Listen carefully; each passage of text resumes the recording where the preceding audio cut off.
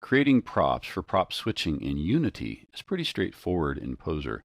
There's a couple steps to make sure everything works a-okay, and what I've got is some of the stock characters right here. We happen to have our special SAK here, and I've got a weapon for the character right now that I've also brought in. If we select the weapon here, the T68 gun left, I went ahead and got it on the character's right arm and not the left. And the way you approach Poser for this is knowing that the props, the guns, are going to have to be prefabs inside of Unity. So what you use Poser for is to make sure that everything matches up a-okay in terms of scale, because what you'll be doing inside of Unity is attaching them to the hand bone for the hand that you want.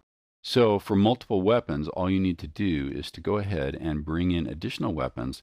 Go ahead and rotate these things to make sure that they match the character scale and everything. So that works out okay. So I'll go to -90 on this.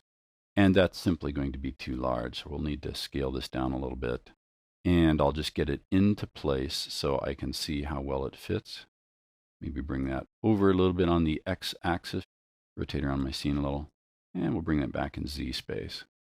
So we've got everything lined up here. The next step would be then actually to go ahead and save multiple iterations of this file. And we won't do this right here because it's a bunch of busy work. But what we'll do is we would go ahead and for the 2 versions of the file we would save, now that we've got the weapons in place, we would actually have 3 versions. The master file that we're looking at right here. And then we would duplicate a file, one for the missile, and duplicate the file and create one for the T68 gun. And then we would delete the other objects and export these weapons individually so that we could go ahead and bring those in and establish them as prefabs and connect them with scripts for the true-false switch with the keyboard function.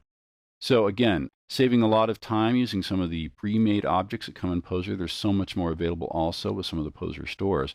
They're really easy for you to bring in, customize, and match up to your characters inside of the Poser Game Dev Edition.